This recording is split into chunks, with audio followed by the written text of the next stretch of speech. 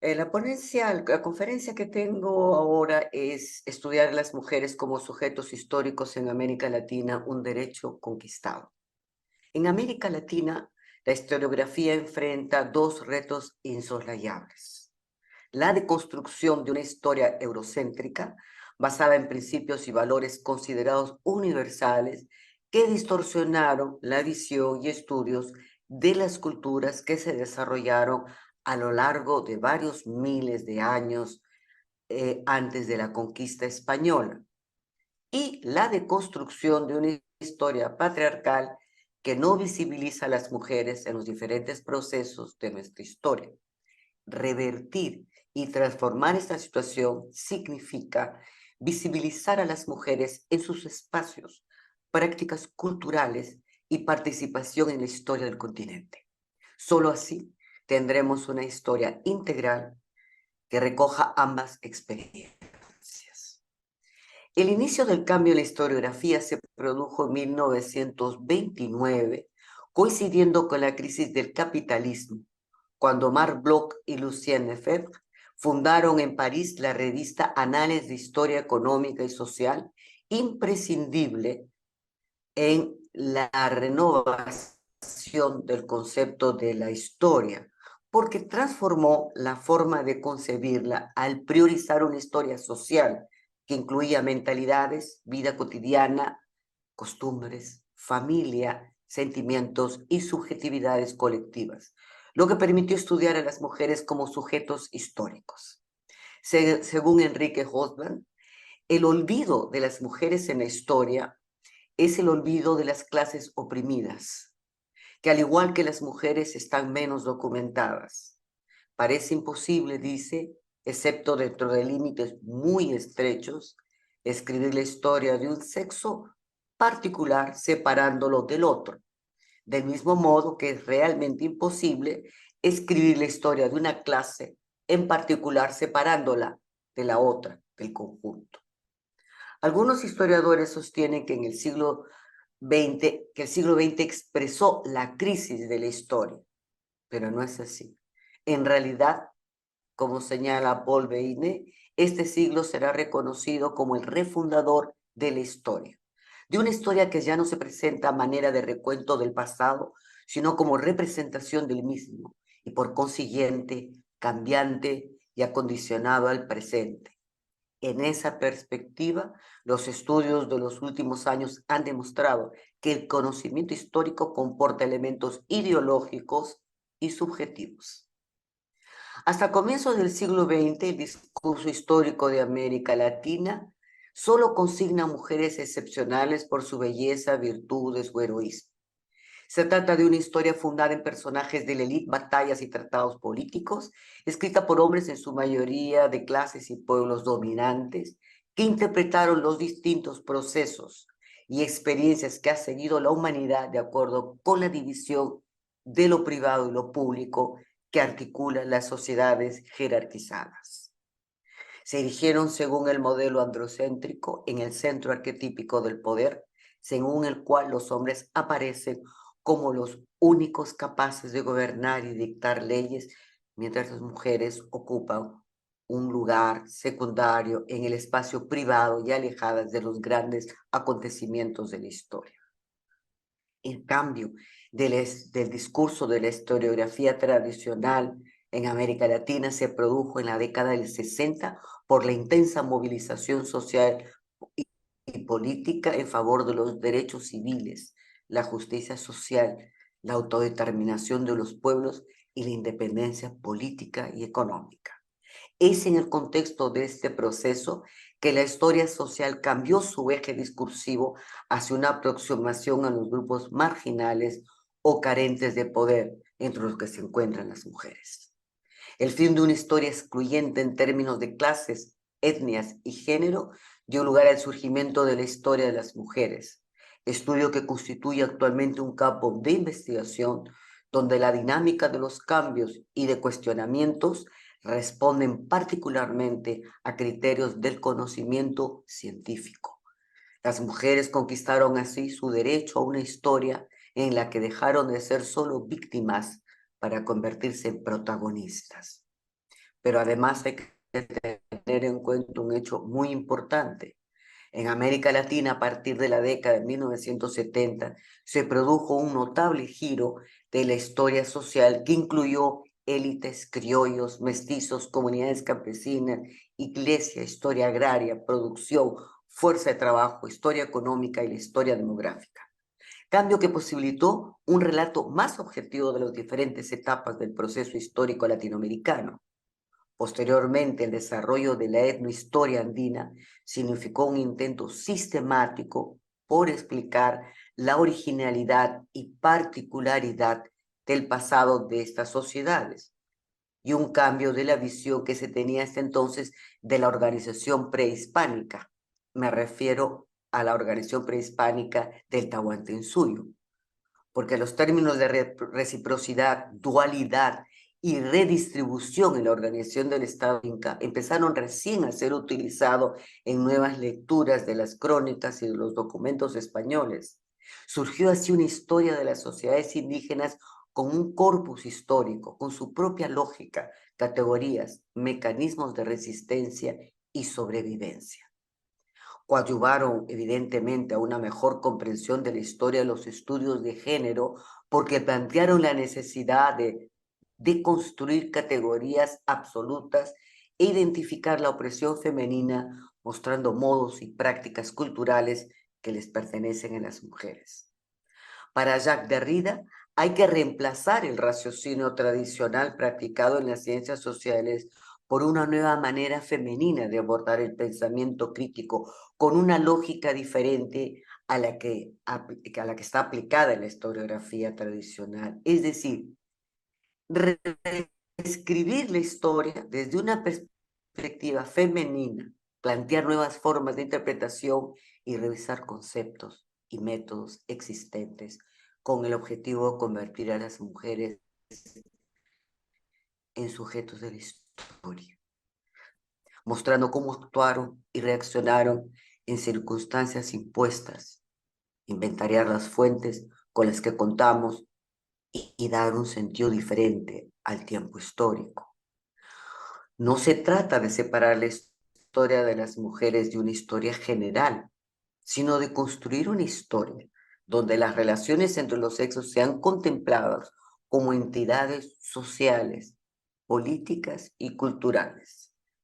Se trata de una historia que utilice métodos y enfoques de que disponen los historiadores, con inclusión de la geografía, la historia cultural, de las mentalidades y de las ideas, la tradición oral y la historia social. En esa perspectiva, hay que tener en cuenta que la historia de las mujeres plantea desafíos teóricos y metodológicos bastante importantes. ¿Por qué? Porque primero sus huellas se han perdido, nadie se ha ocupado de registrarlas, al igual que las de los otros marginados. Además, la mayoría de las veces las mujeres han sido imaginadas, descritas o relatadas, puesto que el registro directo dependía de su acceso a la escritura. No olvidemos que recién a finales del siglo XIX se le permitió incorporarse al sistema educativo y que generalmente los índices de analfabetismo son mayores en la población femenina. Asimismo, una de las mayores dificultades que enfrentan los estudios de las sociedades han incluido tureros con un discurso no solo orientado a justificar la conquista, sino distorsionado por su propia cultura. A esto se añade la visión patriarcal y una concepción eurocéntrica, incapaz de reconocer a otra cultura, al mundo que encontraron según su ideología y las categorías de la Europa del siglo XVI. En este relato histórico, la condición de las mujeres indígenas fue interpretada de manera confusa, incorrecta y parcializada. En primer lugar, el poder no fue un privilegio masculino, puesto que las mujeres lo ejercieron. También prueba de ellos, bueno, esto es muy largo y es otro tema, que es toda la función que cumplieron las collas, las esposas principales de los incas, las curacas, que estuvieron al frente de repartimientos. Esto decía la concepción de dualidad andina, una concepción del mundo conformado por unidades contrarias. La tierra, las aldeas, el cuerpo humano, los animales y las plantas, todo contiene principios que luchan entre sí y que a la vez se complementan. Por ejemplo, el Inti era el poderoso Dios, pero la Pachamama, que era la tierra, era tan poderosa como él. En esta multitud de oposiciones binarias consiguen en conjunto un equilibrio dentro del cual la vida es posible. El equilibrio no es, por supuesto, permanente. La mirada de los colonistas tuvo también un sesgo de superioridad hacia los indios, a quienes consideraron idólatras, dependientes, infantiles. Instaurado el régimen colonial, la mujer tuvo que adecuarse a un sistema social complejo y pleno de contradicciones, en cuya base el fraccionamiento de la cultura nativa y el proceso de transculturización tuvieron como marco la opresión y la violencia. Otro periodo de la historia fundamental para ubicar la condición de las mujeres es la lucha por la independencia. Fueron numerosos los levantamientos de protesta que originó la conquista española, desde la resistencia del cacique de los Teques Guaycaipuro en el territorio Caracas hasta el levantamiento de los incas de Vilcabamba, que duró más de 40 años. Pero es a partir de 1770 que estos se suceden de manera constante y preceden a la más importante rebelión indígena de América Latina, comandada por José Gabriel Condorcanqui, Tupac Amaru y Micaela Bastidas, con una importante participación de las mujeres. El siglo XX estuvo signado por la construcción de la nación. Los intelectuales interesados en la vida política fueron los primeros actores de discursos y proyectos generando polémicas en un espacio donde se empezaron a conformar y precisar los discursos de identidad nacional y se trazaron los hitos de nuestra historia literaria y cultural. También en ese periodo la educación se convirtió en un tema prioritario para las mujeres en aras de la igualdad intelectual, así como la conquista de derechos sociales, políticos y económicos. El feminismo anarquista surgió en Buenos Aires en la década de 1890, en un contexto signado por tres factores que diferenciaban a la Argentina de otros países de América Latina: crecimiento económico, flujo masivo de inmigrantes europeos y la formación de un movimiento laboral activo importante. Su vocero oficial fue La Voz de la Mujer, que apareció el 8 de enero de 1896, se imprimió durante un año.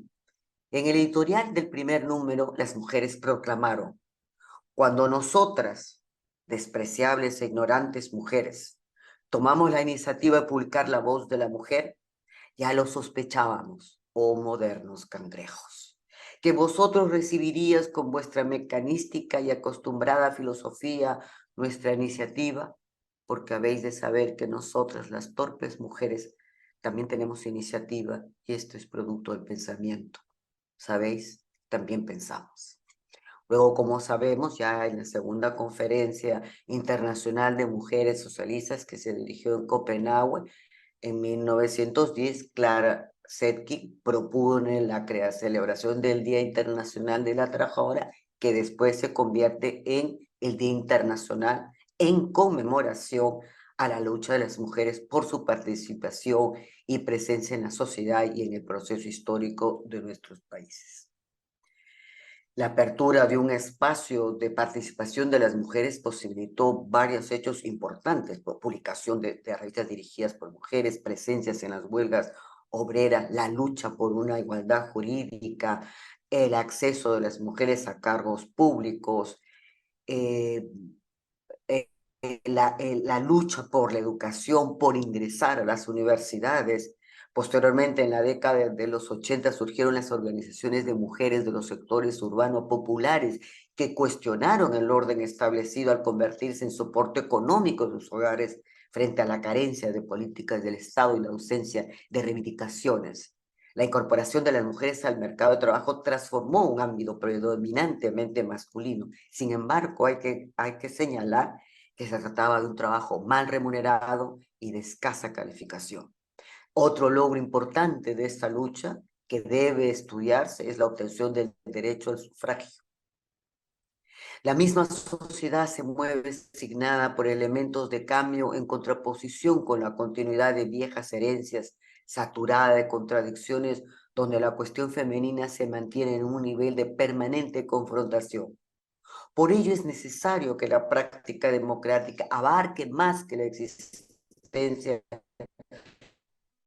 de los partidos, democracia que asegure la participación directa de la sociedad civil y que apunte a la transformación de su estructura organizativa, donde el principio de autonomía, que significa la capacidad de todos los seres humanos, hombres y mujeres, a participar en la vida pública y forjarse como seres libres, posibilite la transformación interdependiente tanto del Estado como de la sociedad, lo cual implica asumir las relaciones de género desde una perspectiva que afirme la presencia de las mujeres en las estructuras formales, en la toma de decisiones y en la formulación de políticas públicas, porque no basta con ser reconocido como sujeto de derecho, se requiere la legitimización de los derechos civiles, políticos y sociales.